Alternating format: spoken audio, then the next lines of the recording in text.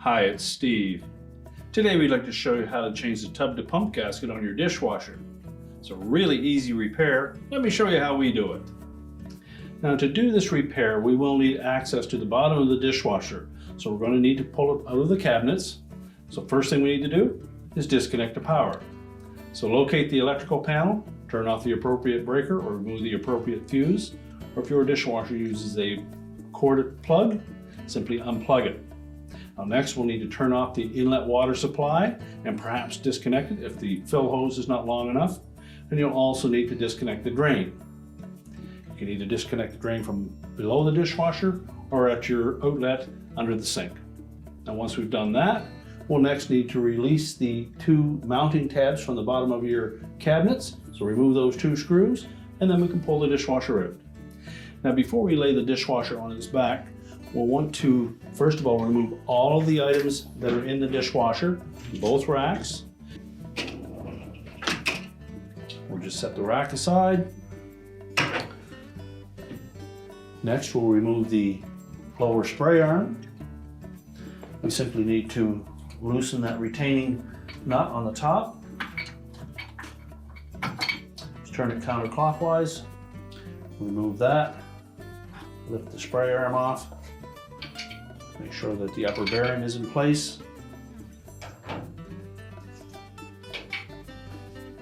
And as well, remove the lower bearing. So then we'll just make sure that we pull that dishwasher out far enough. Make sure there's enough lead with your drain hose and fill hose. Then carefully tilt it onto its back.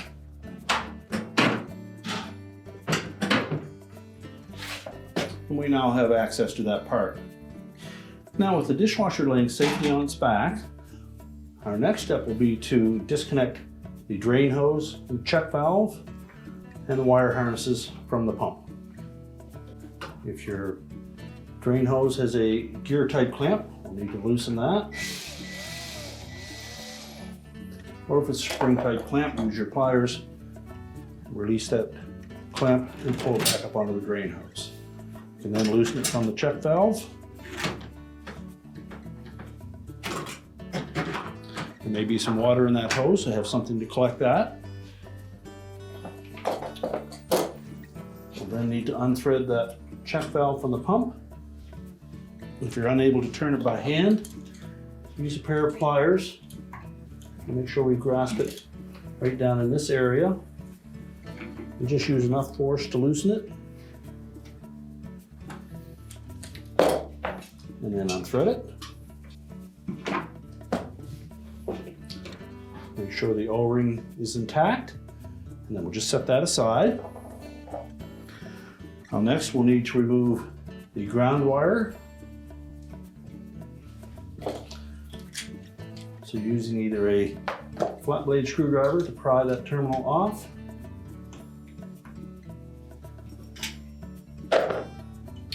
We also have two terminals to our limit thermostat. We'll need to remove both of those.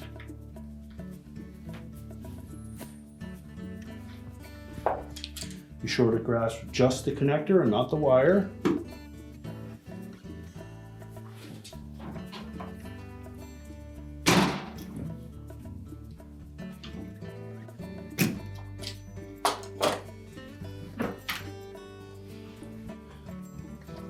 As well as the harness connector for the motor. Release the locking tabs on the side and disconnect that.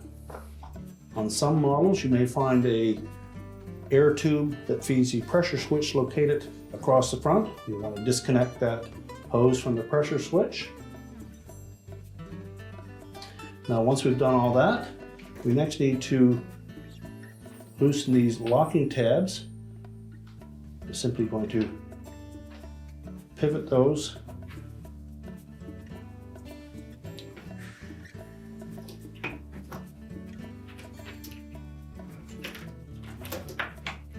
so they lay flush up against the motor.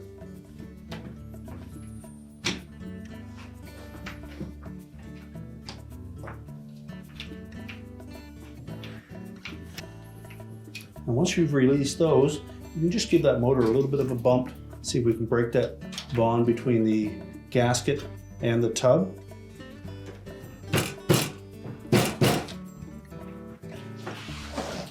You can try working that with both hands just to break it free. Now once we've got that loosened up a bit, we're now going to stand the dishwasher back up. Now with the disher standing back up, we've pushed it into the cabinet so that we can open the door without fear of it tilting over. We next will need to remove that pump outlet where it fits into the rear manifold. If you're able to, on certain models, you may be able to disconnect the manifold from the back and just push it out of the way. Most of these will require that you take the pump outlet off first.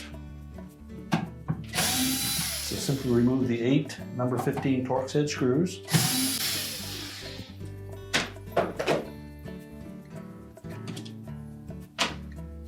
And lift up on that outlet, pull it out of the manifold. Now with that cover removed, we should then be able to disengage that manifold from the back wall of the dishwasher.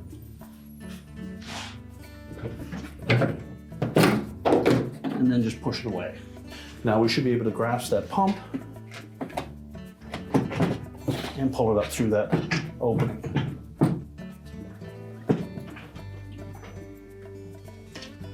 And now we'll set that on a suitable surface and we can change out that gasket. Now with the pump inverted on a suitable surface, we'll next need to remove that old gasket. It's just a friction fit, so we simply peel it off of the pump body and remove it from the pump and discard it. Now with that gasket removed, we'll next want to clean this area so that we get a nice tight seal between the new gasket and the pump body.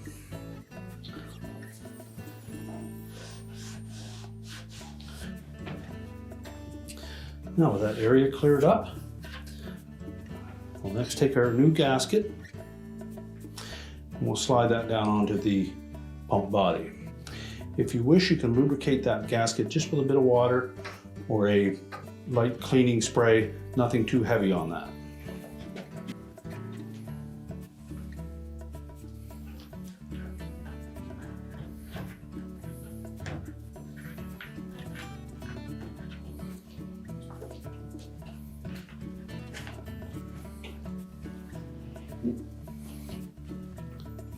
And make sure that gasket is firmly seated all the way around. Now before we go to put that back in the tub, you'll also want to moisten the edge of that again with either a little bit of water or a light spray of a cleaner.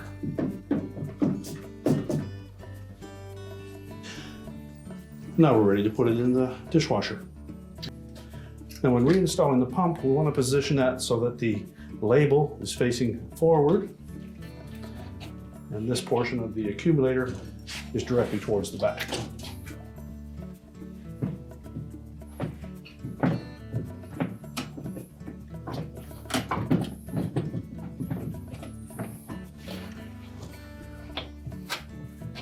So just work that pump around, try to seat it firmly into the base of the tub.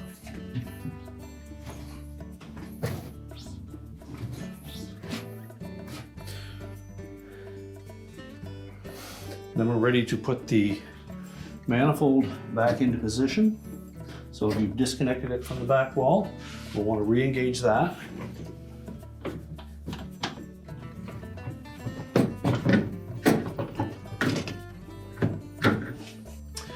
Now we're ready to put the pump outlet on.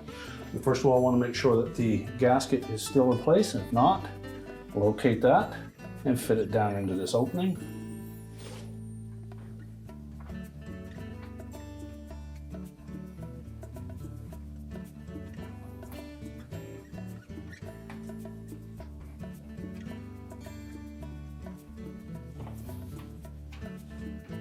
Make sure there's no twist in that, and it sits down in flush.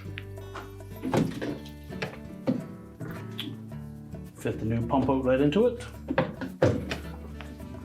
Line up the screw holes and stagger those screws as you put them in so that we don't cause that to bind.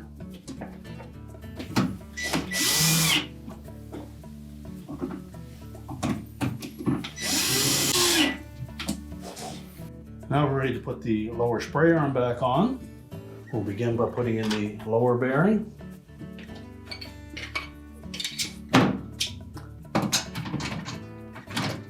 Set the spray arm on top of that. Slide in the upper bearing and the retaining nut and tighten that. Make sure it still turns freely. And now we're ready to put the lower rack in. So we simply need to push the rack back into place. We can close up the dishwasher, reconnect the power if you've disconnected it, and your repair is complete.